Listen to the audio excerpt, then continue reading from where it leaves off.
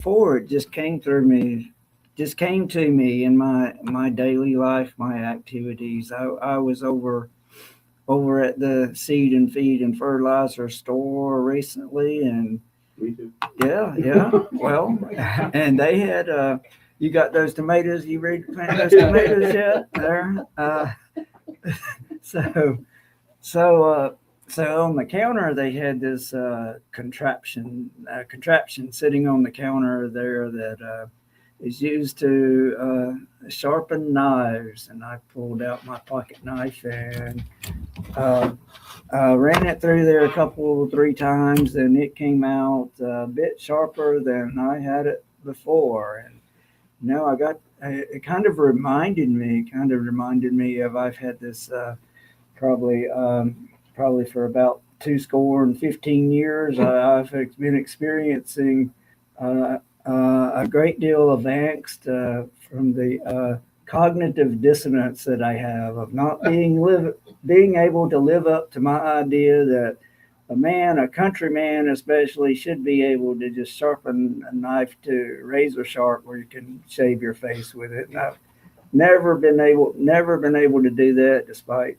practicing and trying and learning from people and watching YouTube videos now. But finally, there's this device that I was able to use and get a pretty sharp knife out of it. And I just the angst I'm having is as a man, I should be able to do this, and for some reason I just don't get it. I can't do it. I'm not good at it.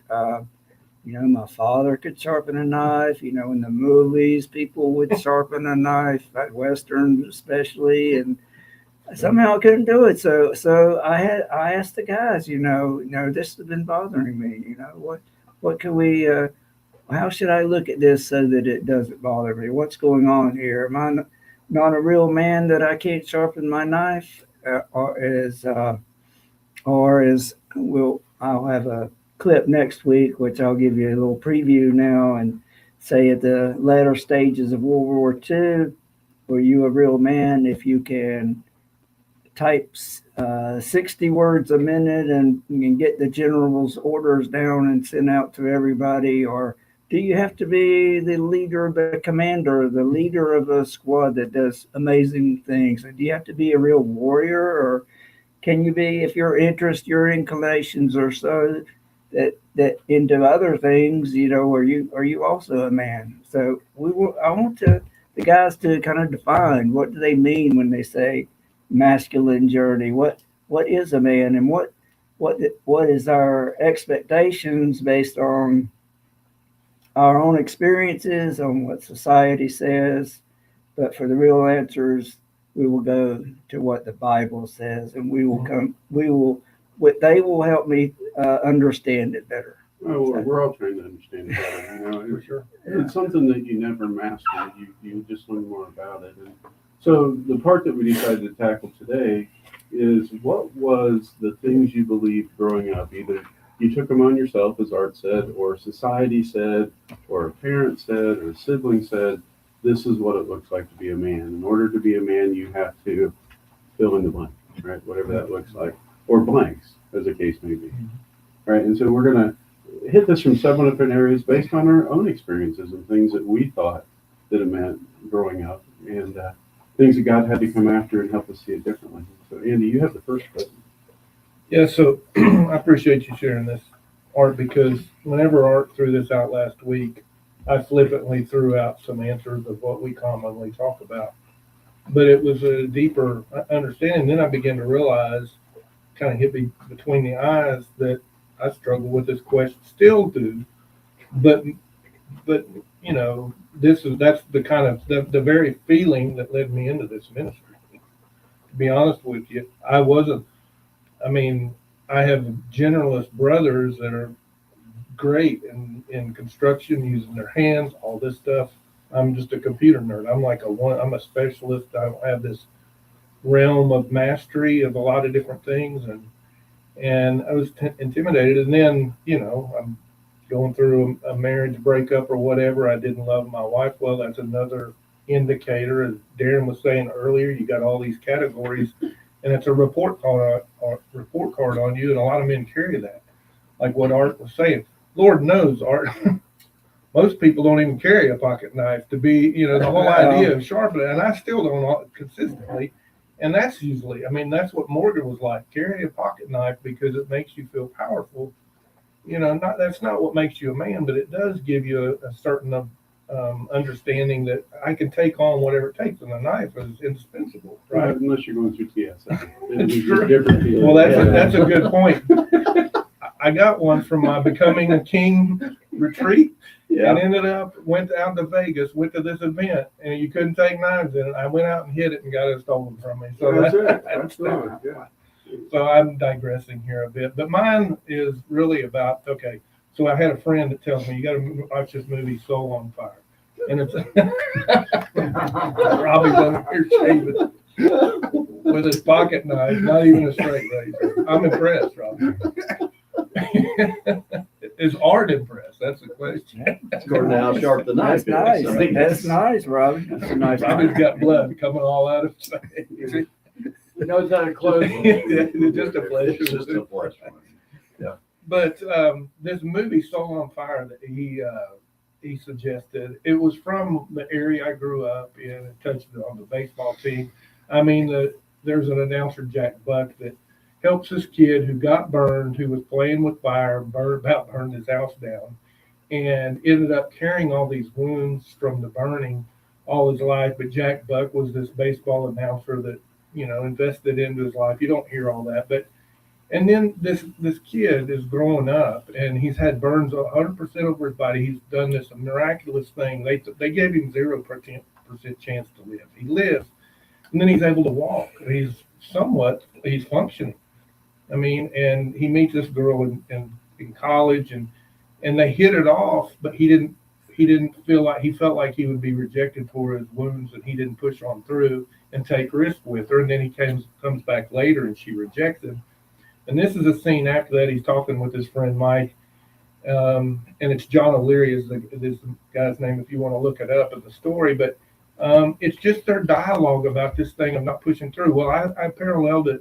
We're all not risking because of our wounds. To me, a big part of what makes you a man is whether you're willing to risk or not, in whatever category. And that's easily just kind of making it, just giving a one-word answer. I think it's much more than that, but that is a big part. And this is where I was stuck for years, is I wouldn't risk in a lot of different ways because it felt like it was easier to not do something, and then you won't get rejected. And it's kind of like what he's going through here. So we'll flip the clip. Yeah, the girl had told him that she really just like trying to be more of his sister. She thinks of him as a brother. Exactly. Yep. What's up with you? I already have 4 sisters. Right? Thanks for giving that up. I took your advice and I stepped out for a date. I gave you that advice like a year ago. And also, I was thinking, I knew that. I knew. That's it, I'm done. Almost honest. All of it. A lot of relationships. This part is closed for business. Have you ever had a roller date? Like one single date with anybody? Did you know it's wrong? Do you have a point that, you swearing off your own is a little like me saying, well, that's it. I'm done. Sail around the world. You really have to go on together. Before you decide that you can say, you think you should allow me to do? Yeah.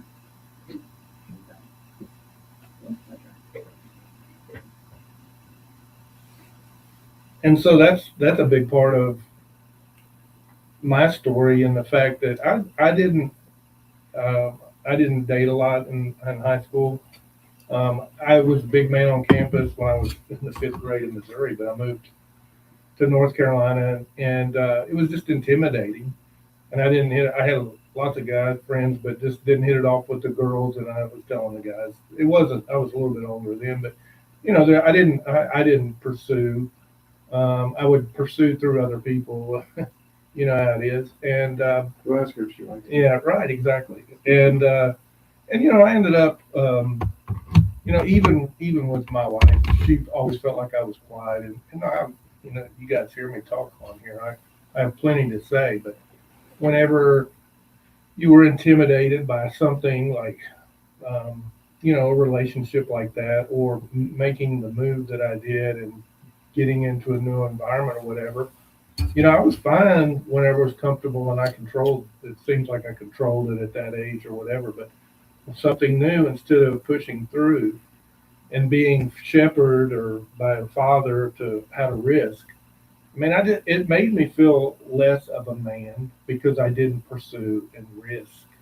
And I always just felt like, I'm not a good looking guy or whatever. I found out later there's a lot of uglier guys than me that were getting the good girls. It was a matter of whether you had enough confidence and to talk, and to risk. So Thank you, Andy. Hopefully that made the point. No, it does. You make the point. It does. And I mean, take it from the guy who was the ultimate risk taker. I mean, most of my life, I was that guy. And I still had the same questions. Yeah. Do I really have what it takes? Am I really man enough? All of those things.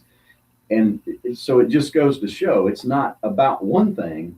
It's about a whole conglomerate of things that go together. Yeah, and so part of that you had growing up was, well, you got to risk or you're not a real man. And so we come back, we're going to talk about more of those things we believe. Go to masculinejourney.org to register for the upcoming boot camp in November.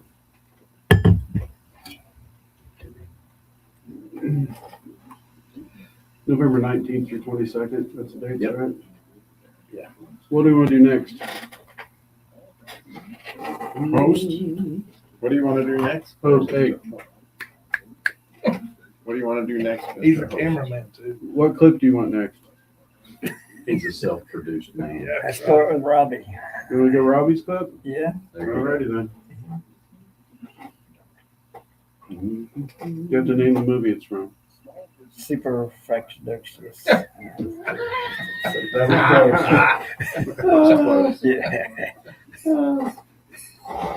We'll let you introduce it, Art. Not yet. Art's probably got the biggest vocabulary of all of us sitting here. Yeah, he does. The sad thing is I can even say it backwards. Josh is Howling Expedition. Glad you're killing Rufus. It's in the song. I'm getting an error message here that is.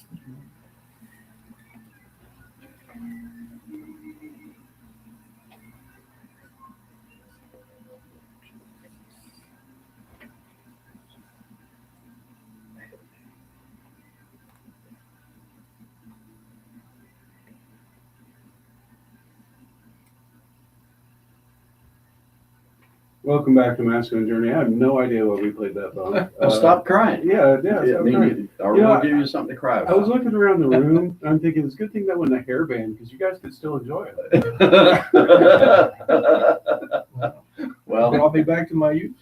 Yeah, no, that was Kansas, and it's got a good message, Yeah. right? It does, and that was Jim's moment. Jim was unable to be with us, and so we want to honor him and still play it, but I have no idea why he actually chose that one. So maybe you can tell us next week. I think it was, keep going, Okay. even if you feel like a wayward son. Okay. Keep going. You'll get there. And there'll be peace when you were done. You are. And you'll be a real man. That's right. Lay your weary head to rest. That's right. Yeah, I feel all of a sudden like that. Don't you cry no On more. Sam's shoulder. And I won't cry Yeah. anymore. Yeah, there you go. Wow. Otherwise, your dad will give you something to cry about. Day by That's day by day by day. Anyway, You got to take to decode this. You have to go and listen to a bunch of Yeah. other shows that we've done. Yeah. Like the last 400. Yeah, Yeah, right. yeah, you can listen to that. Well, our somewhat host, the topic maker of this week, Art picked Robbie to go next on his clip. Right. So Art can't tell you what the word of the clip is in it, but he likes it. Yeah. Well, the word, I bet if you give the word, you'll know understand the movie anyway. It's supercalifragilisticexpialidocious is the word that is brought out here by Mr. Banks. And the beautiful thing about this movie is we later found out the story behind the movie in this movie Saving Mr. Banks. And so you can see that there was a daughter that was deeply wounded by the original Mr. Banks, which was the purpose of Mary Poppins. The reason why I chose this clip was, when I thought about the topic of like, well, gee, when I was 12 or 13 years old, what did I think a man was? And of course, I thought that was my dad, And my dad was a very upwardly mobile executive at General Motors Division and Buick Motor Division at General Motors. And we lived in, Flint, Michigan, and he had climbed the corporate ladder very successfully. And that was what that appeared to be, somebody that was able to, climb their way to the top and be the boss and whatever else that might look like. And so, that really, until I could achieve something like that, I didn't feel like I was a real man. I didn't feel like I was meeting my expectation of what certainly my father thought I should be anyway. And again, that was my understanding of what my father thought, not necessarily what he thought. Mm-hmm. So it's fascinating.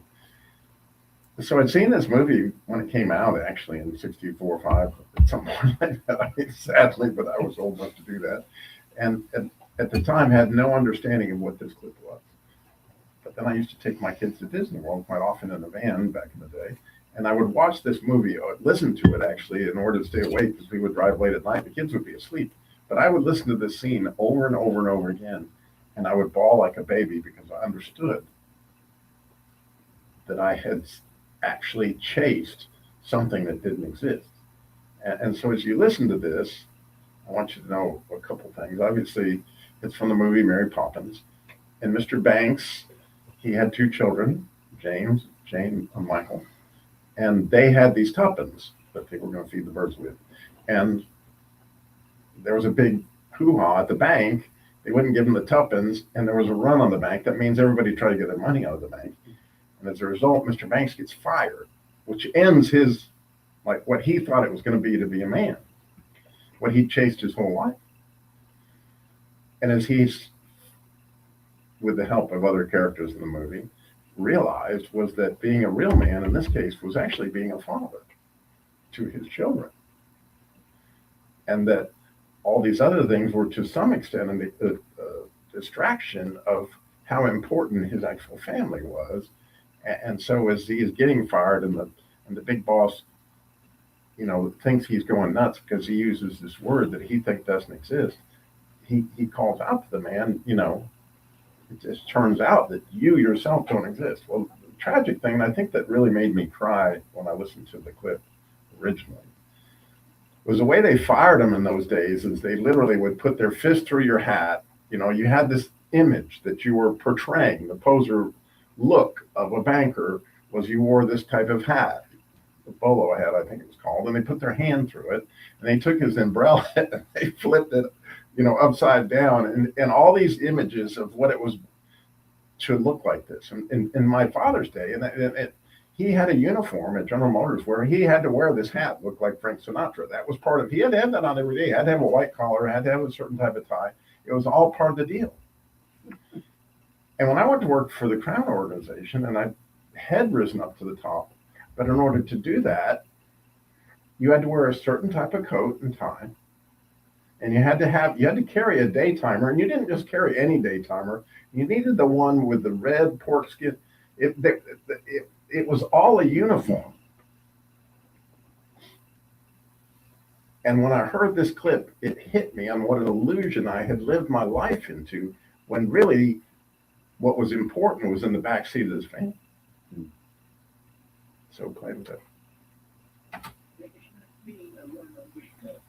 Until today, a lot of shortcuts are disgraced at the door shop. Do you deny it? I do not deny it. For I shall be only too glad to assume responsibility for my son. No, not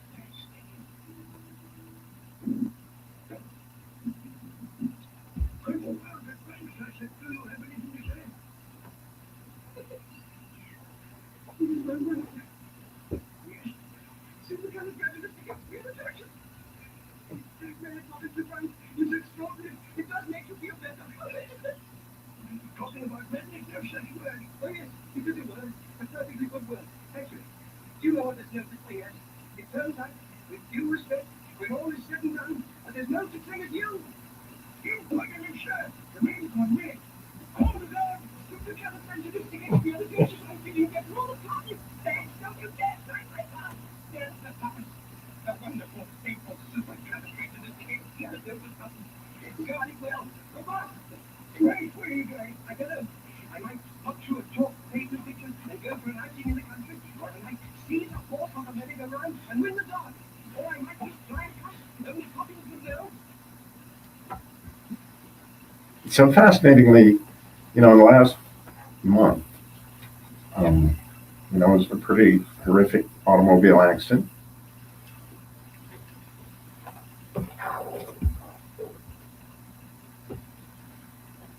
And those same kids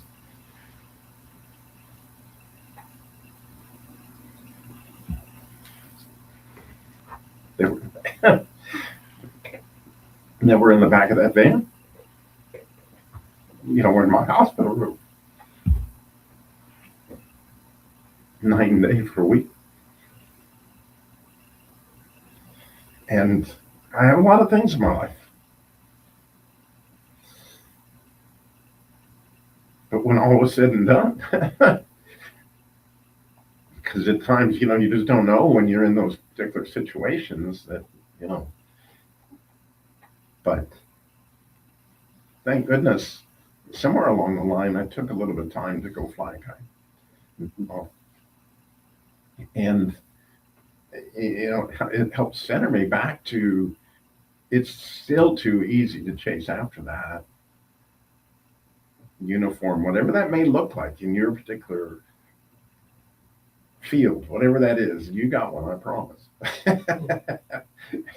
and you have certain things that make you feel like that you've arrived at whatever level, but that is no different than what Mr. Banks has pointed out. I think it's spectacular to note that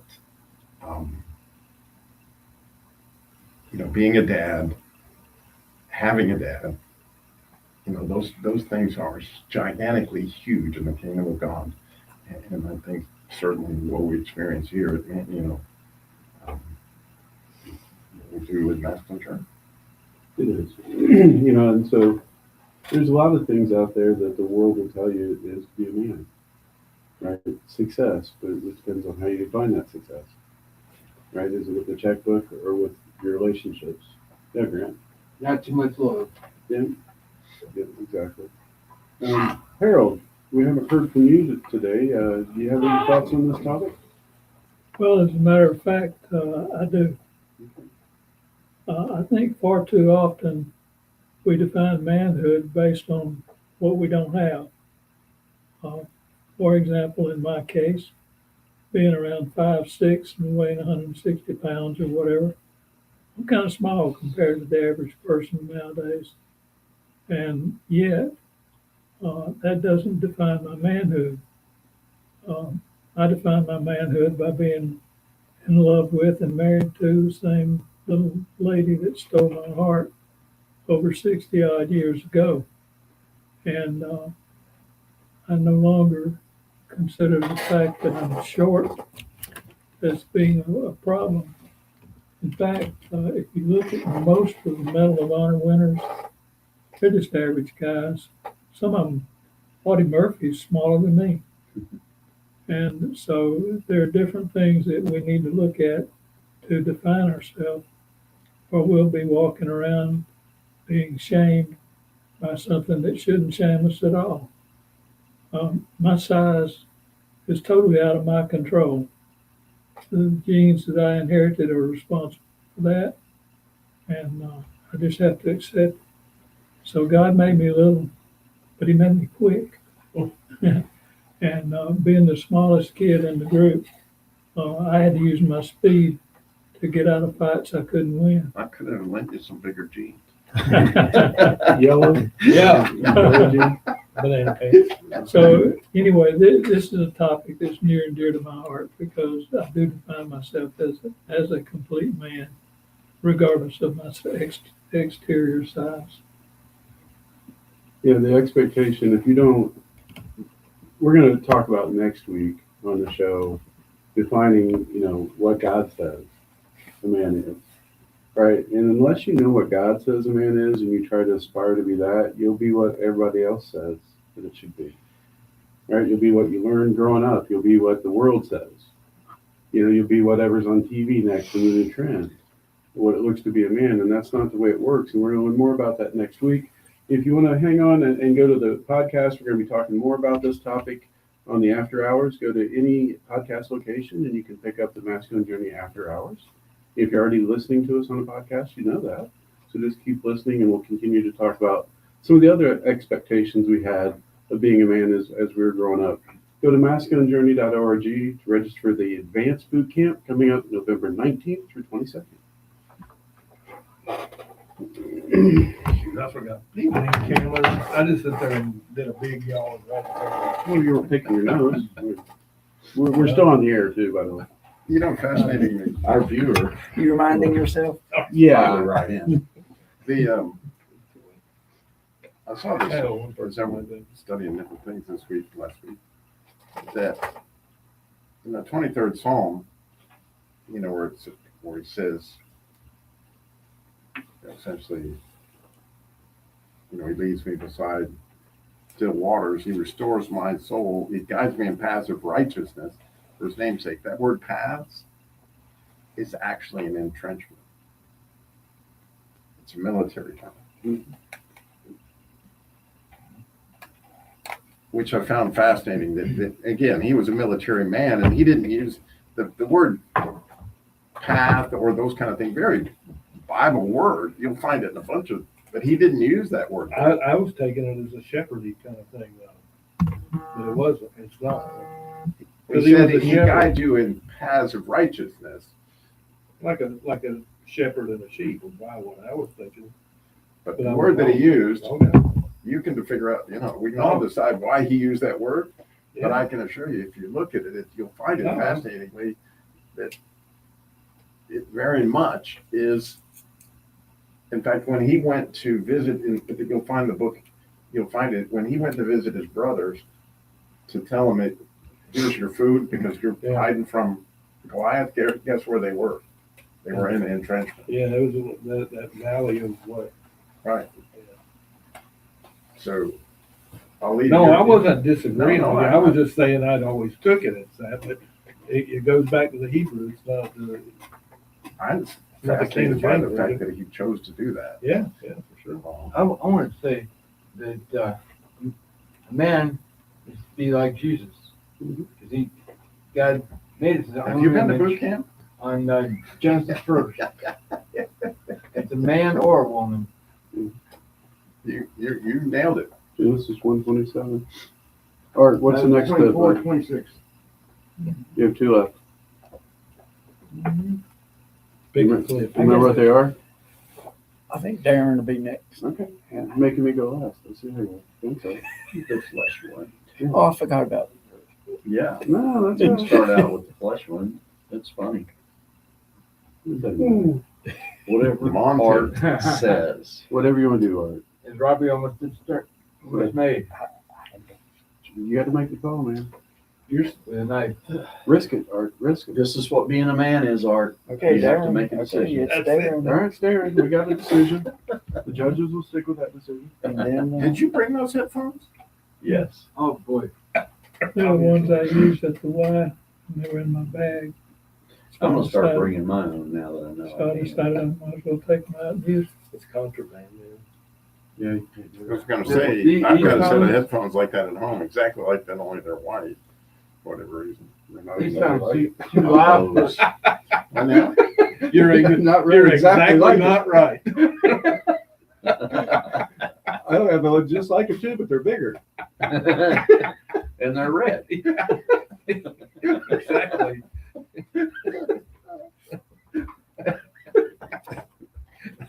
Well, they are Sony. And Okay, yeah. Exactly. Okay, yeah, that's right. Except they're white. They are, yeah. At Configured. least you didn't say new. Very much the same by the same manufacturer. Although the pigment has changed.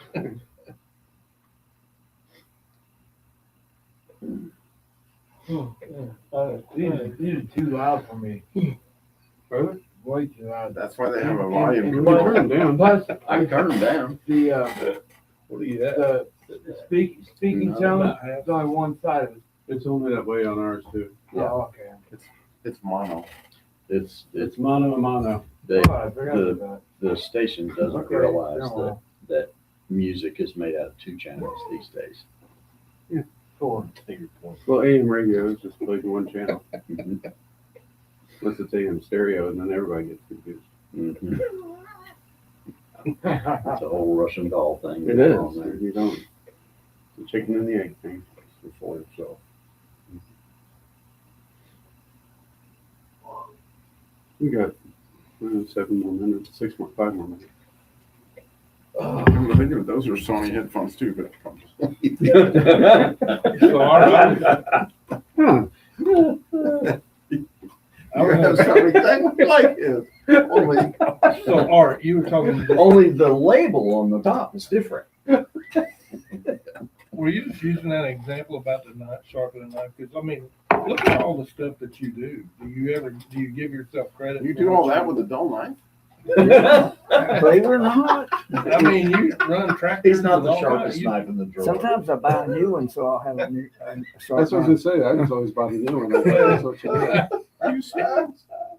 Well, What was the contraption you saw that they sharpened it it's with? called Warthog. It's a Ginzu knife It's, sharpener. it's V and springs and stuff, and you're in it. Cut cans with it if you're done. Yeah. Yeah, well, what I do, Brought to you I by have something Iron Chef. similar to that I've used for years. That thing is, man, it'll Yeah, put, the stationary ones, I never, ones I've had, they will kind of work, but How many pocket knives you it's got? probably been a long time since I sharpened it, but it would definitely do the job if you needed some shaving. So did you take a whisker or two off there? Oh, absolutely it will. But of course, Dig deep in a it. lot to me has to, a lot has to do Somebody with, needs to take that away from me. Yeah, a lot has to do with the knife itself. that's not how you hold a knife. You hold a knife like this. Is it holding? Here's a kid. Maybe that's a clip we need to play. That's right. But seriously, I have 2 or 3 pocket knives. This bad boy, when you sharpen it, you better be prepared. Or if you got something, if you're trying to skin a deer or something, and you got that place that you just Yeah. cannot get it to. see, it's Run a nothing. trot line, See, sharpening their knife is nothing. a country boy can't To, survive. to the ones that don't get it, we I've don't get it. never been able to sharpen a knife very well. I don't even carry Is one. that related to a Time. man? Oh, boy, he taught, bring that in. Sharpen knife, man. You could set it up in the conference room and just sharpen all of our knives before. I thought we go. about Did you buy the thing? Oh, well, you bring it down next time. Okay. You know, a lot of guys, the skill that they do when they do a job is the type of tools they have too, right? You better, you know, a better tradesman or whatever. I saw a cook in a Chinese. No, I mean, every time she wants me to do a Oh. new job, I get a better tool. There's something to be said for that. Uh, There's something to be said for that. DeWalt, Milwaukee. That's what I do. Black and Decker. Like, no, No, that I've would be the sworn off of beginner. Black and Decker. That would be the beginner one. Yeah. I saw a cook in a Chinese restaurant. Oh, we can't go there. He, Just kidding. he had a steel in his hand. I don't know. the Yeah, grip, I know what you're talking about. Yes. Yeah. Yeah. Sorry. My dad used to have a whetstone, whatever, they spit on it. Yeah. That's how we always sharpen I have those. several of those. Yeah, but I know what you're talking about. We had one of those too in the Right, kitchen so- drawer. I didn't know how it worked. He did. Well- He just go, The ones that, to me, are frustrating are the metal ones that come with a lot of knife sets, stand-up ones, and they're long, and there's something on there, it's diamond cut or something, Yeah. supposed to put a blade on. Yeah, that's what he's talking about. The one that, Well, I tried that chefs sometimes use and they're, you gotta make that sound though while you're doing Yeah, it. exactly. Corn can do it. I'm sure corn can. Corn can probably look at the knife and it sharpens itself. Yeah.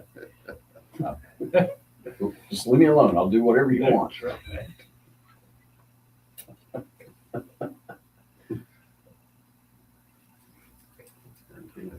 Oh, we got about a minute, probably, maybe a little less.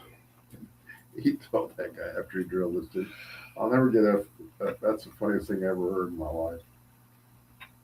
You know, he drilled that guy's tooth and put the carb thing in it.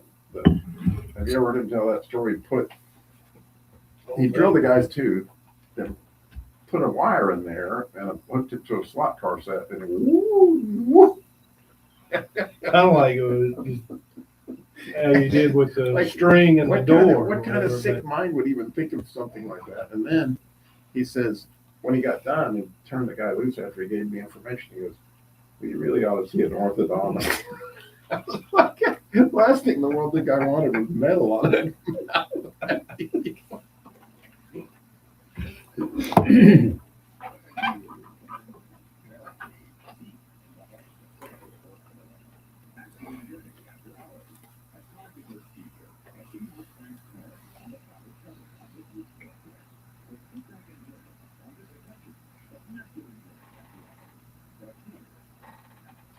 Welcome to Masculine Journey After Hours. We are talking about a topic that came up last week in our after hours, the time when we get together and we talk about stuff and share life. And Art was talking about his belief that a real man, especially if you're from the country, knows how to sharpen a knife. That's right, isn't it, Art? Yes, that's right. And what brought me to that was I was at a store, a country type store that had a device sitting on the counter to sharpen knives, and I ran my knife through it 2 or 3 times, and it came out a bit sharper than it had been.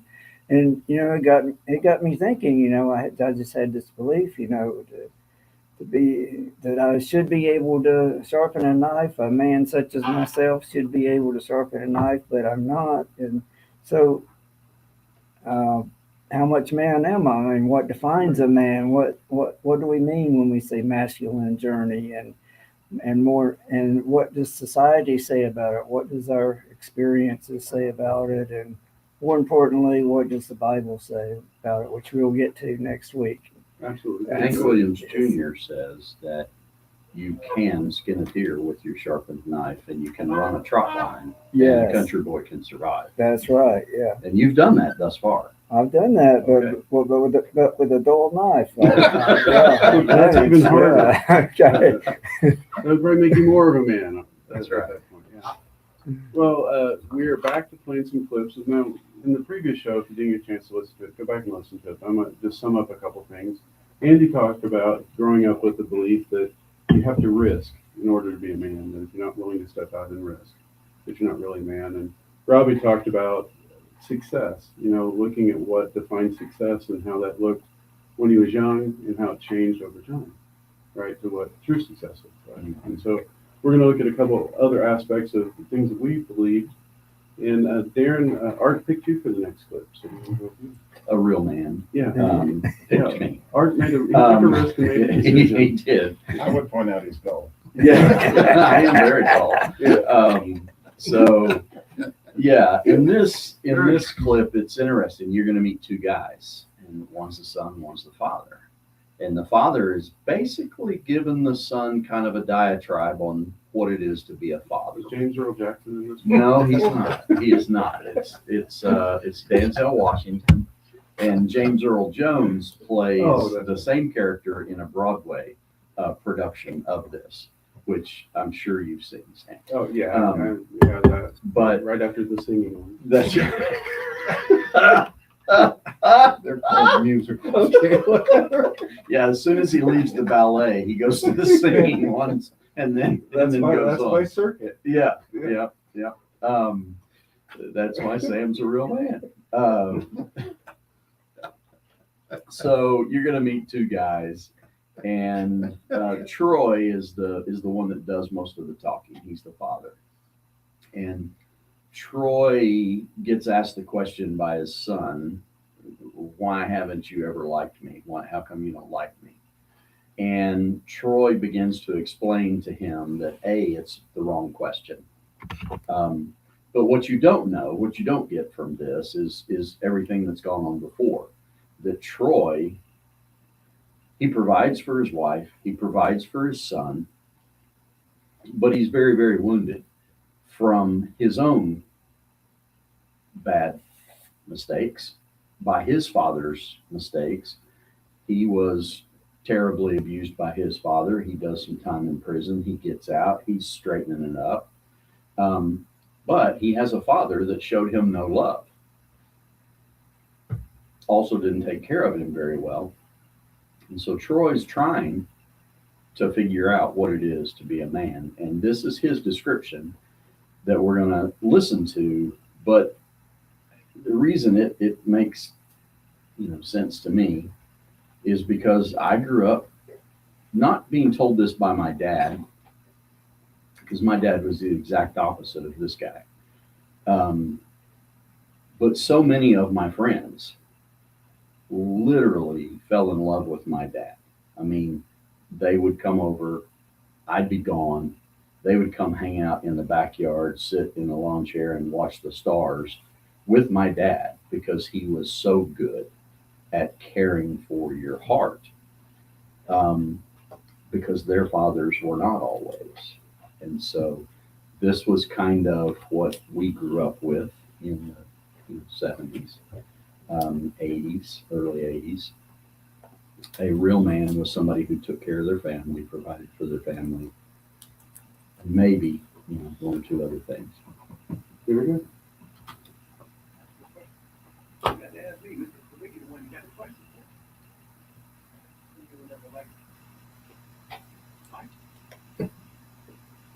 What law is there say I got to like you? Straighten up. I ask you a question. What law is there say I got to like you? All right. Don't you eat every day? You know, don't you eat it? As long as you're in my house. You put a spell on the end of it when you talk to me. You should have food over your head. You should have clothes on your back. You said, why do you think that is? How do you think that is?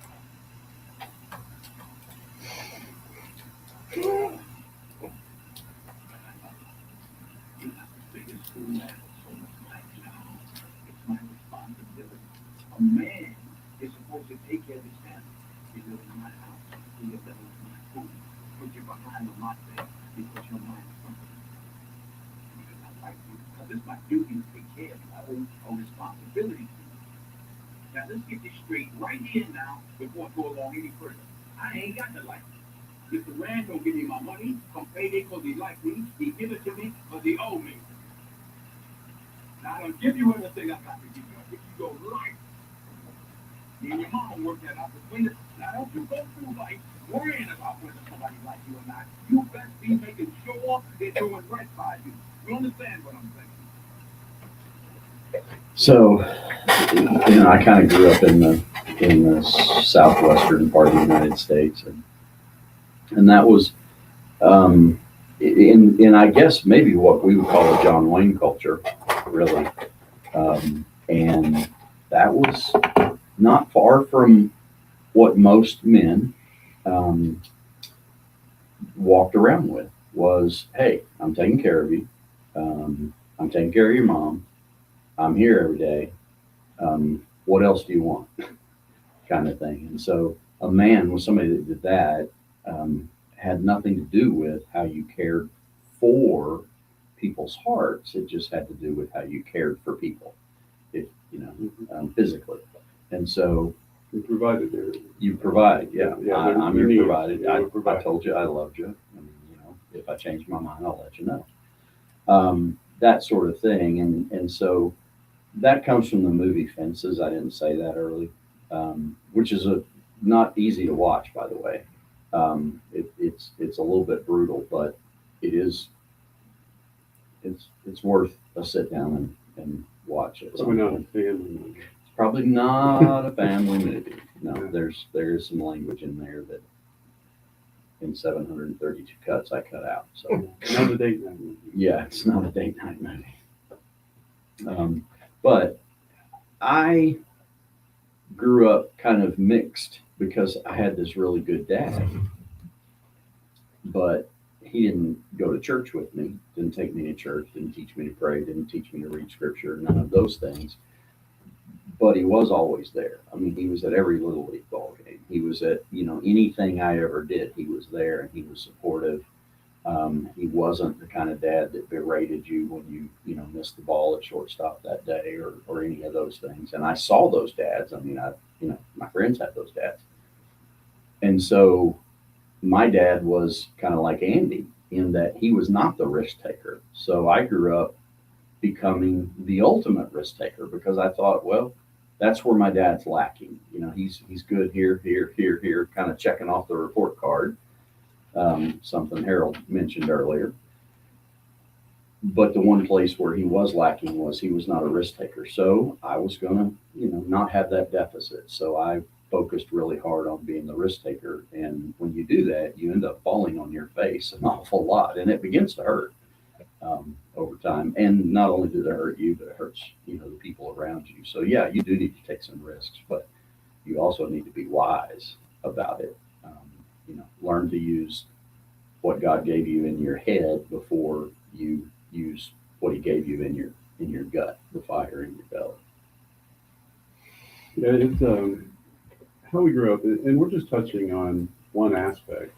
There's many more aspects to all of our lives, of other expectations we had. This is just the ones that kind of stuck with us over time. But there's the society tells you, a lot of them that what it looks like, or the pressure of the environment you grew up in. Right? It may look different in different households because of the way it looked like it in their family history, their genealogy, so to speak. My clip comes from a movie called Monty Python. No, Monty Python. The Holy Grail. It's Monty Python, but it's the Holy Grail. It's a little more serious than the clip I. It is. It's get some tissues ready. It's a tough one. And so now, if you've never seen Monty Python, it's a spoof. And this is King Arthur. He doesn't have a horse. They're hitting coconuts together. This sounds like a horse. It's that kind of movie. But he comes up to this knight, the Black Knight, that won't let him cross because he's trying to get somewhere. And he's saying, he begins the thing with, you have to get past me, basically, is what he says. And what you don't see throughout the clip is as they're fighting, King Arthur cuts off the Black Knight's arm, and then he keeps fighting, and he cuts off the other arm, and he keeps fighting, and he cuts off one leg, and he keeps fighting, and then finally he cuts off the other leg, right? He's hopping around trying to bump into him, after both arms are gone, he's trying to kick him, right? And this, so just to have the context of what's happening here, but I want you to listen to the dialogue as they go through this.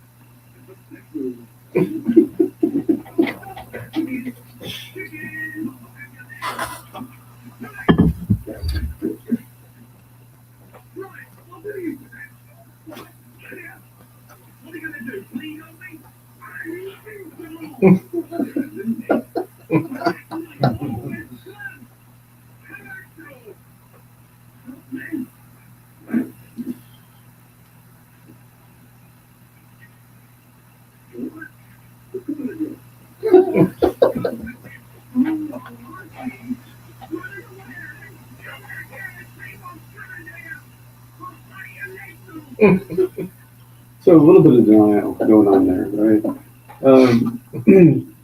When I was born, I was not a planned baby. I came along, my dad was a lot older than me. He was 49 years old when I was born. And Most dads are older. yeah, than but children. a lot older. Yeah. Yeah, in most cases, yeah. In our society. But anyway, he was significantly older than most dads, right? He was 49 years old, so by the time I got to be early teens, young kid, Dad was approaching 60s. And so he had been born in 1914 and was raised during the Depression, right? And so he was an adult during the Depression. Likewise, And so he'd seen some things, right? To quote one of our friends, Corn, he'd seen some things. Right? And so he had perspectives I didn't. But growing up, in the late 60s through the early 70s when I was in grade school, if something would happen, I would fall down and skin my knee. I wouldn't have a chance to run to mom. He would just, look over at me and say, well, it's too far from your heart to kill you. Just toughen up, and things like that. And if I really did it pretty good, he said, just rub some dirt in it, right? That was going to fix everything. And if I still continued to cry or whine about stuff, eventually it would be, if you don't stop crying, I'll give you something to cry about, right? And so the signal, and my dad was a good man. He had it much worse than I did when I learned as I grew up, but he was doing the best that he could with what he had. But that didn't stop the wounding from coming, and the belief that a real man, you just shove those wounded parts of you down so no one else sees it. Doesn't work real well. It doesn't work real well in friendships, right? If you can't be vulnerable with your friends, it obviously doesn't work well in relationships, right? That if you just are that black knight, it's just a flesh wound, right? Come back here, I'll bite you. You're just going to have the tenacity to keep going, even though that you're wounded very badly. And along the way, when you live in that world, you wound others. And you continue to get wounded. Another part of my belief growing up, and it had to do with the molestation happened to me as a kid, that, a real man could get the woman. As I've talked about on the show before, just with my own wounding and things like that, and looking for her to answer my question for me that I had when I took as a man, typically, the people that I would go out with would go out with somebody else while they were still going out with me, right? And then the whole signal behind that is, see, you're not really a real man, because a real man would be able to get to one, right? And so the wounding continues and continues, and this expectation that was not based on truth, it's an expectation that's formed out of a wound, typically, right? Or a way that you want to deal with life based on how you were wounded. It becomes that expectation of what a man is. And so the question that we'll talk more throughout the show, but as we pause for a second, I want you to think for a second, what expectations did you have? Right? In your world growing up, what did a real man look like? Was it the provider? Because men do need to provide. There's parts of that that's true, right? Was it shove it down, don't deal with it, just keep going? Well, there are times you do have to put your nose to the grindstone, but not every time, right? Or maybe you always have to risk. And as Darren said, risking at all costs doesn't usually work well. And the stories go on. But what was your story? Where did the enemy have you tripped up, and where does he still have you tripped up? We shared where we grew up, but he still has us tripped up in other areas, and God's just exposing us to us. Yeah, and the good news is this, that no matter what the answer to those questions were, and I do really, I love that you presented that. And I think our listeners, our friends, people that walk with us, they do need to go ask that serious question. Just sit down, maybe with a pen and paper one day, and say, okay, what did I think a real man looked like? And go that. But the beauty is that God is obviously the real man, right? He is the best man. He is the real father. He's the best father. Jesus is the warrior and the poet and the high priest and the sacrifice and the Messiah and all of these different things. And so there's an aspect to all those things that are in our lives. And it's one of the reasons that we use the verse that we do to start this show, that, comes out of Jeremiah 6, where basically Jeremiah is saying, go to the crossroads, look, and find the good path, the ancient path, and follow that.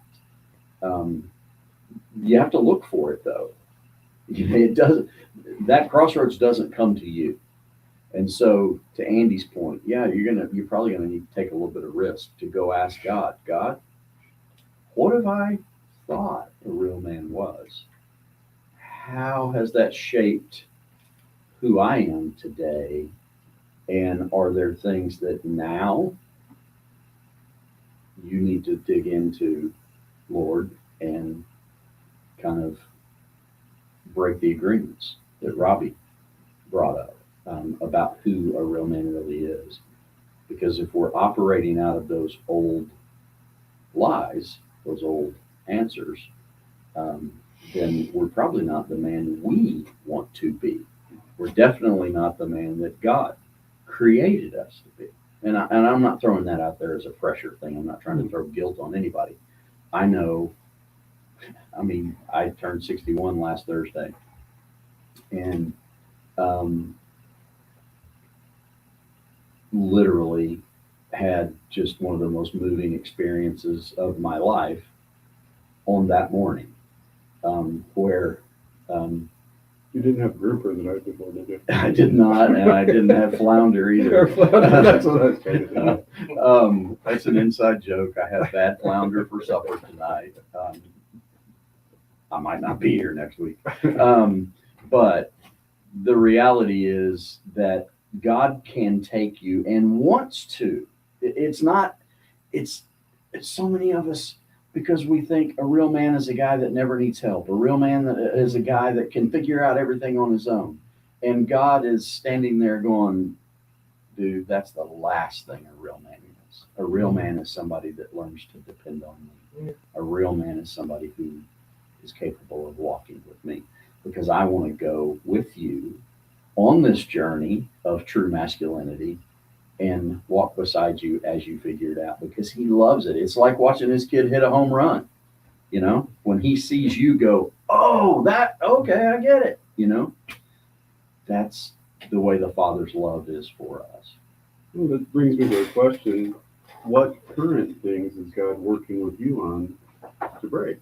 Darren, you kind of mentioned that. I realize more and more clearly of all the things, I think I get closer, and I do. I get closer to being there.